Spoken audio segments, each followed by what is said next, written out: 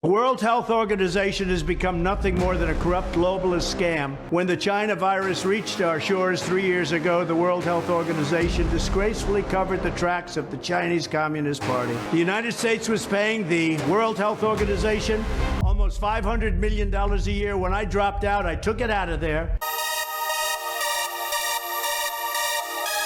You know, there are videos that I do where I'm truly terrified, and this is one of them. Trump is going to make an announcement that we're pulling out of the World Health Organization, and I'm sitting here running this video on YouTube, and YouTube has given me strikes before because I oppose the World Health Organization, so I just want to know now, what are the rules, YouTube? It's like they said that they're using the standard on COVID was we could not question anything that opposed the W.H.O, the World Health Organization. And now Trump is saying that America is pulling out, and I just want to know, does that standard still stand? Because I'm not going to weigh in on this topic at all. I'm going to let Trump do all the talking. Welcome to the Doug TeNapel channel, where, like many creators on YouTube, I'm terrified. The World Health Organization has become nothing more than a corrupt globalist scam paid for by the United States but owned and controlled by China.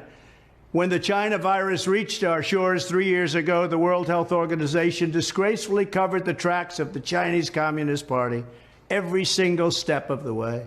For this reason, it was my great honor to terminate America's relationship with the World Health Organization. The United States was paying the World Health Organization almost $500 million a year. When I dropped out, I took it out of there. And we had to pay them hundreds of millions of dollars a year for them to give us disinformation about the origins of the virus, which now in hindsight, every scientist, most of them agree that Trump was right. And whatever the WHO was saying, well, they needed more information. That is one way I'll put it.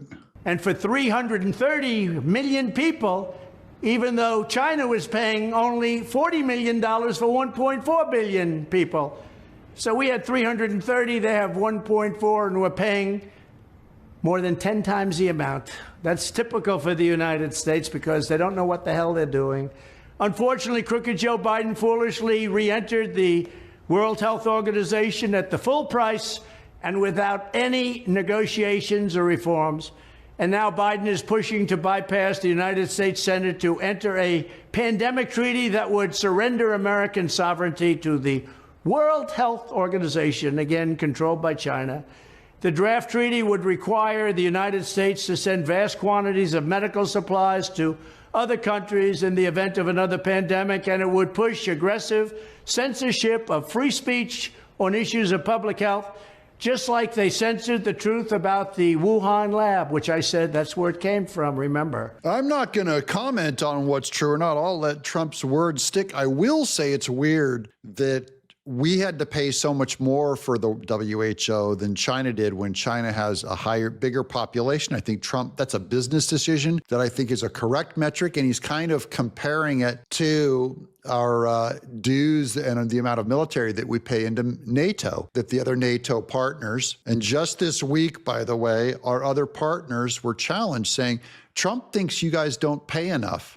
These are our Euro partners over in NATO. And they all agreed with Trump. They said they're right. If we want the same benefits and we want the same protections, we should pay our fair share. So once again, remember when Biden and Kamala Harris run, they always talk about healing our reputation around the world because it's such a disaster. Well, Trump is doing more to heal our reputation and actually making the world a safer place. For instance, getting all of NATO to pay their dues in. That is, we should pull out of NATO anyways, but also getting us out of the World Health Organization will probably end up making us healthier. Under the next Trump administration, that treaty will be immediately terminated. I would not allow public health to be used as a pretext to advance the march of global government. That's what they're doing, globalists. The United States will withdraw from the corrupt World Health Organization, which, in light of its utter failure on COVID, they had a tremendous disaster on COVID, deserves to be completely abolished and replaced. Then I will work to forge a new coalition of nations that are strongly committed to protecting health, while also upholding sovereignty and freedom. Good. So maybe we start a new group. I'm not for groups that last longer than the 4 years of the president, because the next president comes in, if they're Democrat, they'll completely corrupt the group. So I'm all for all the countries getting together to talk about health, talk about global problems. I like the idea of us consulting with each other to solve things that, that we should be doing for the whole world. And then always keeping number one focused with our country. And then individuals, you stay number one focused with your individual families. I want to thank you very much, but I also want to say this. I could have renegotiated the deal. I could have gone into the World Health Organization for $25 million. Biden didn't take that deal. He's paying almost $500 million. They were so anxious to get the United States back after I terminated the agreement. They were so anxious to get it back that they offered me a deal, $25 to $30 million. And I said, no, I'll wait. Could have gotten it for less, but I didn't want less at that point. We were paying almost $500 million. Could have done it for $25 to $30. Biden took the $500 million deal. He knew he could have gotten back in for less. So why did he pay so much? But that's just one of many things that are wrong with our country. Thank you very much. I'm not going to get into what they paid for because I don't fully understand it. You can tell me, do you think we should get back into the WHO for $25 million a year when Biden's paying $500 million a year? Should we just pull out? I think it's time to get out and stay out and let the other countries figure out what they're going to do. It's also like the World Economic Forum.